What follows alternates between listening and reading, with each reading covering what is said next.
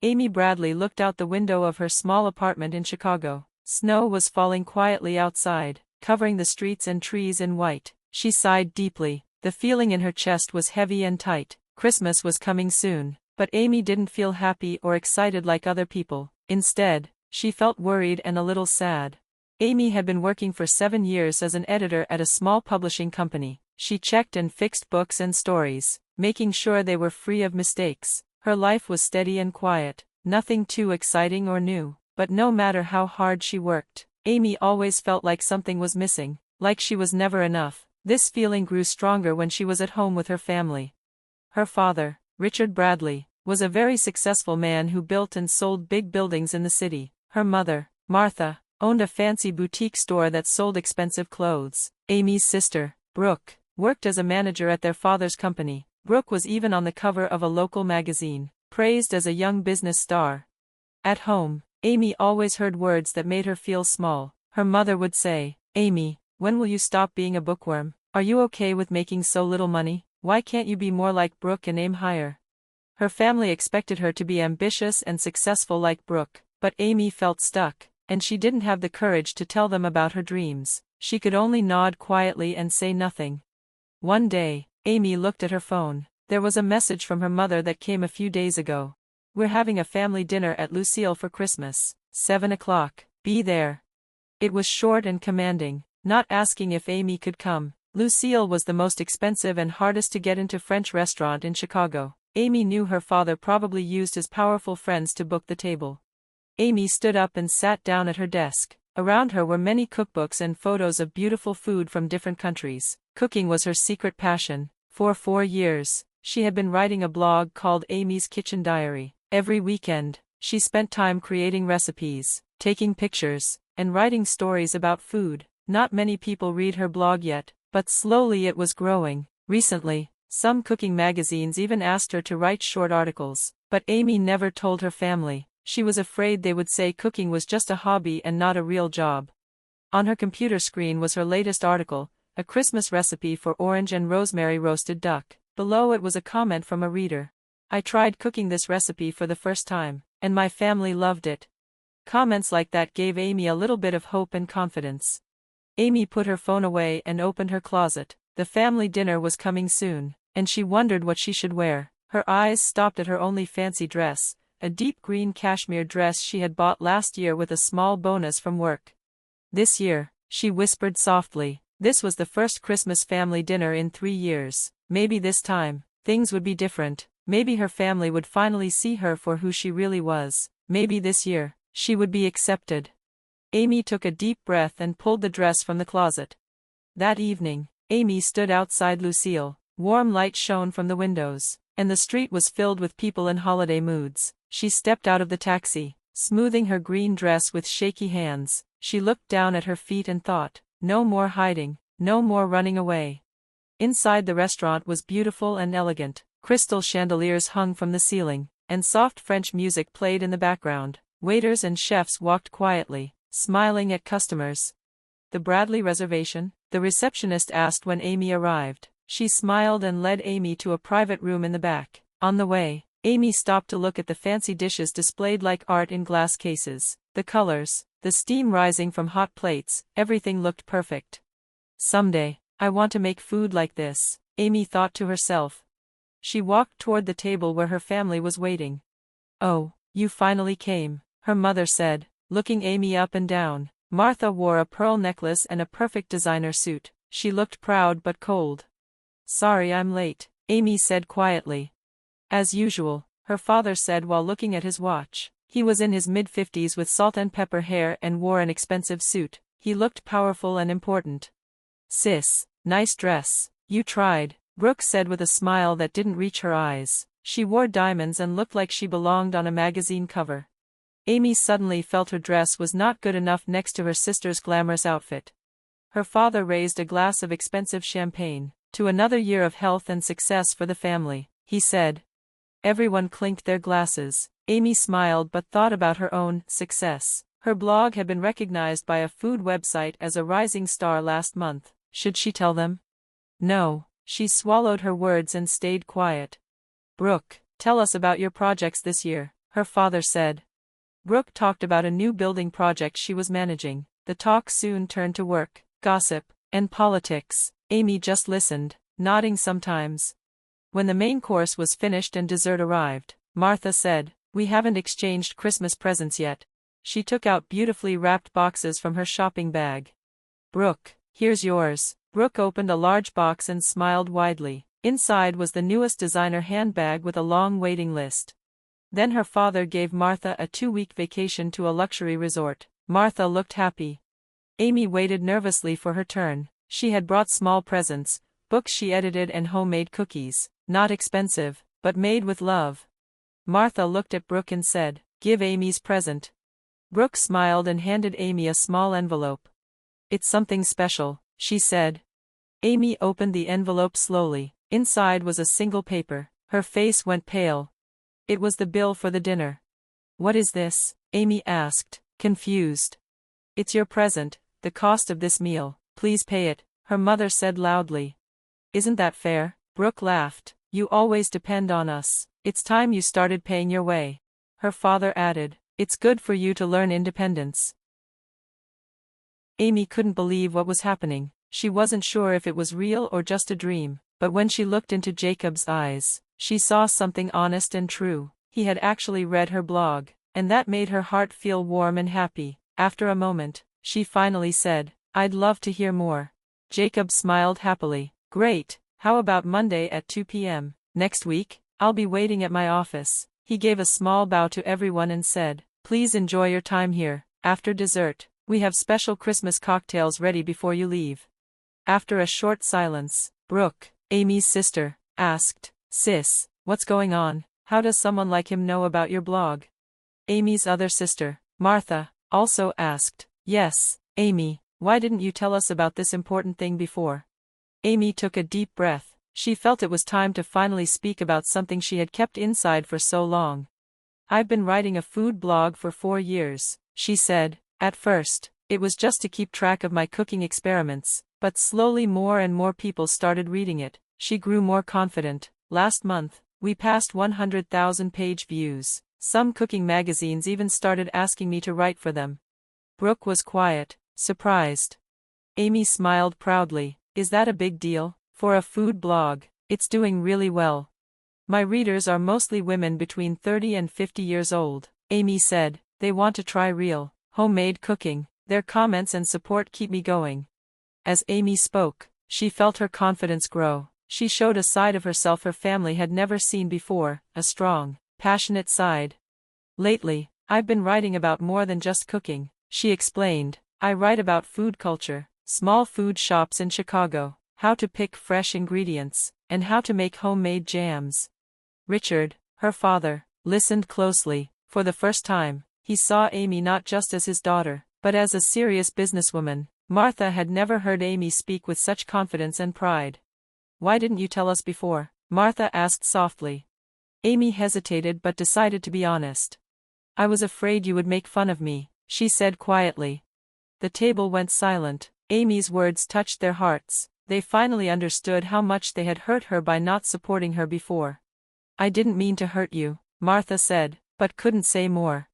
Amy shook her head gently. "Things are different now. I know my own worth, and there are people who believe in me." She looked toward where Jacob had gone. Meeting him didn't feel like a coincidence. It felt like a door, closed for a long time, had finally opened just a little. Dessert arrived, and Amy quietly took her fork to taste the chocolate mousse. 1 year later, during Christmas, Chicago was covered in snow again. Amy finished her last proofreading at the Taste of Chicago magazine office and closed her laptop. Outside, city lights began to glow as dusk settled. Her life had changed a lot in 1 year. After saying yes to Jacob's offer, her career grew fast. What started as a small weekly column became very popular. Now, her feature, Amy's Taste Discovery, was the magazine's biggest project. Her online articles got the most views, and she had just signed a deal for her first cookbook. "Amy, is the manuscript ready?" Sarah, the editor-in-chief, came to her desk. "Yes, I just sent it," Amy replied. "This one is a Christmas special about the family table." "I can't wait to read it," Sarah said with a smile. "By the way, Are you coming to the holiday party tonight? Jacob is looking forward to it. Amy's cheeks warmed. She and Jacob started as just business partners, but now they shared a special bond. Their love for food, wanting to make others happy, and respect for each other had brought them closer. Of course, I'll be there, Amy said. It starts at 7, right? After Sarah left, Amy's phone showed an email from her mother. She took a deep breath and opened it. Amy, I need to talk. Please call me soon. Mom. Amy frowned. Her mother hadn't contacted her much in the past months. Since last Christmas, things between Amy and her family had changed. Though they congratulated her on the surface, Amy could tell they had mixed feelings about her success. Recently, Amy heard rumors that her father's company, Richard Bradley Real Estate, was in trouble. A big lawsuit had been filed because of problems in a luxury condo they built. Her sister Brooke was involved too. Amy called her mother. Amy? Martha's voice sounded tired. You might have heard. Things are hard right now, Martha said shakily. Your father's company has been sued. Brooke is part of it too.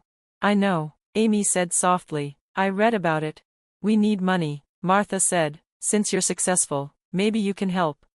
Amy didn't know what to say. She remembered last Christmas, how embarrassed she felt when handed a bill, and now they wanted money from her. That Christmas thing was just a joke, Martha added, trying to explain. We didn't mean to hurt you. We're family. Family helps each other, right? Amy looked out at the snow and thought carefully, not angry or wanting revenge, but thinking how to respond the right way. Mom, Amy said finally, I don't have enough money to save the company. That's true, I'm earning more, but this is only the start of my career. But I won't ask Jacob for money, Amy said firmly. Besides, money alone won't fix the real problem. On the phone, Martha started crying. Listen, Amy said gently but firmly, you need to fix this yourselves. Make a plan to rebuild. Face the lawsuit honestly. Most important, change how you run the business. But how? I don't know business, Martha said.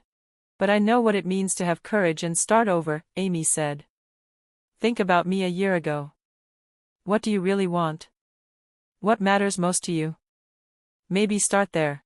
After a long pause, Martha said quietly, You've really become strong. I'm not strong, Amy said.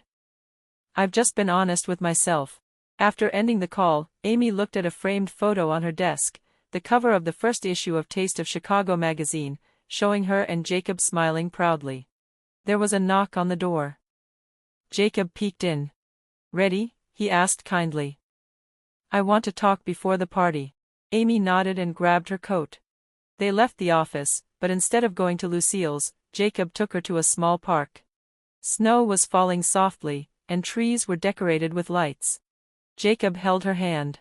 My life changed when I met you, he said honestly. Your love for cooking, your honesty, your strength, every day you inspire me. He pulled a small box from his pocket. It might be soon, but I want to take the next step with you. Of course, if you say no, our work together won't change.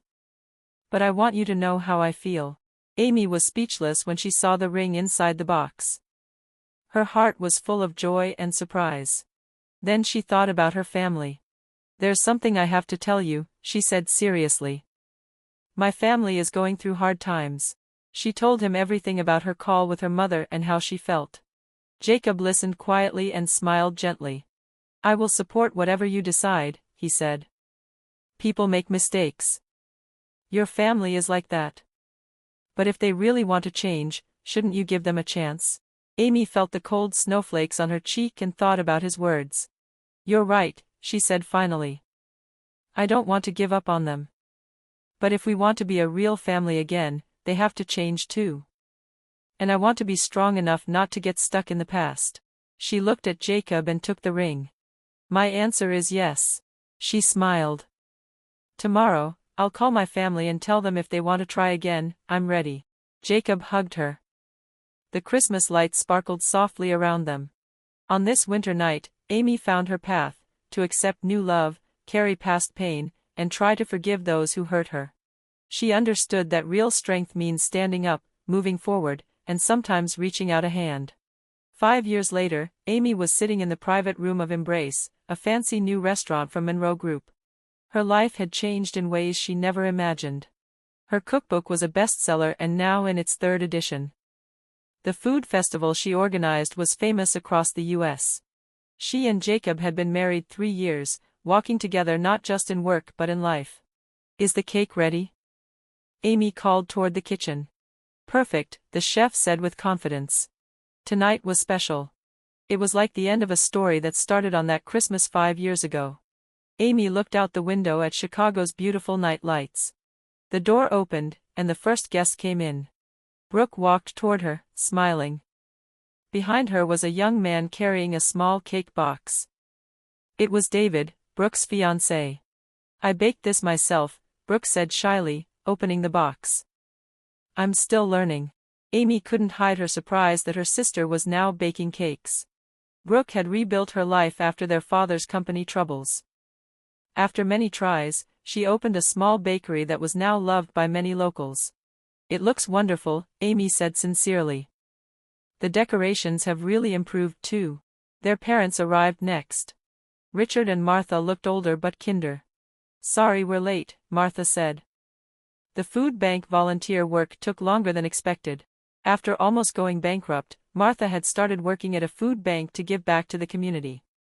What began as something for show slowly became something she loved. Richard hugged his daughter and said softly, "Thanks to you, we've learned many things." His company survived, but smaller and now honest and open. Finally, Jacob came in. He greeted everyone and stood beside Amy, holding her hand. "Let's enjoy this special meal," Jacob said. The menu was designed by Amy and Jacob together. It told the story of Amy's journey from her first blog days to now. As they ate, the conversation flowed easily. There was no tension or fake smiles like before. Everyone shared their real stories, successes, failures, hopes, and dreams. When dessert came, Amy stood and raised her glass. "5 years ago at Christmas, my life changed at another restaurant in this city," she began softly. "That night, I learned many things. True value is not in things or money, but in respecting and supporting each other. Most of all, it's about being honest with yourself." She looked at each family member. "We have each walked our own path. There were hard times, but those times helped us grow." Tears shone in Martha's eyes. Brooke nodded quietly. Richard listened with deep thought. "We're here tonight not to forget the past but to celebrate a new beginning, a relationship where we accept and respect our differences and still support each other as family." Amy looked at Jacob. He stood and raised his glass. "To family," he said. Everyone lifted their glasses, and warmth filled the room. At that moment, Amy felt peace. No matter what comes next, she knew she would face it honestly, supported by love.